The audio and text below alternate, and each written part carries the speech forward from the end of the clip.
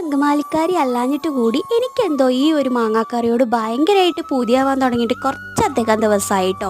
എല്ലാവരും വായിന്ന് ഈ ഒരു മാങ്ങാക്കറി ഉണ്ടാക്കണതിൻ്റെ റെസിപ്പി ഞാൻ കേൾക്കുന്നുണ്ട്. അപ്പോൾ ഇതൊന്ന് പരീക്ഷിക്കാമെന്ന് വിചാരിച്ചു. അതിനായിട്ട് ഞാനൊരു സവാള എടുത്തിട്ടുണ്ട്, കുഞ്ഞു കുഞ്ഞിതായിട്ട് അരിഞ്ഞു വെച്ചു. അതിലേക്ക് ഒരു പച്ചമുളകും ഒരു ഹാഫ് ഇഞ്ചിയും കൂടി ആഡ് ചെയ്തിട്ട് നന്നായിട്ടൊന്ന് തിരുമ്മി കൊടുത്തു കേട്ടോ. കൂടെ ഉപ്പും പിന്നെ അതേപോലെ വിനാഗിരി ഒരു അര സ്പൂണും വെളിച്ചെണ്ണയും കൂടി ആഡ് ചെയ്ത് കൊടുത്തിട്ടുണ്ടായിരുന്നു. പിന്നെ പൊടികളായിട്ട് ഒരു അര സ്പൂണ് മഞ്ഞൾപ്പൊടിയും 1/4 സ്പൂണ് മല്ലിപ്പൊടിയും കൂടി ആഡ് ചെയ്ത് കൊടുത്തിട്ട് ഒരു 2 മിനിറ്റ് അങ്ങനെ വെച്ചു കേട്ടോ. എന്നിട്ട് അതിനകത്തോട്ട് മാങ്ങയും കൂടി ആഡ് ചെയ്ത് കൊടുത്തു.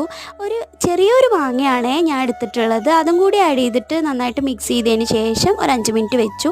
ഇതിലേക്ക് ഞാൻ 2ാം പാല് ആഡ് ചെയ്ത് കൊടുത്തു. പച്ചവെള്ളമൊന്നും എനിക്ക് വേറെ ആഡ് ചെയ്ത് കൊടുത്തിട്ടില്ല കേട്ടോ, തേങ്ങാപ്പാലിലാണ് വേവിച്ചെടുക്കണം. ഒരു 10 മിനിറ്റ് കഴിഞ്ഞേരം നന്നായിട്ട് തിളച്ച് വന്നപ്പോൾ അതിനകത്തോട്ട് ഞാൻ 1ാം പാൽ ആഡ് ചെയ്ത് കൊടുത്തിട്ട് കടുകും മുളകും താളിച്ചു.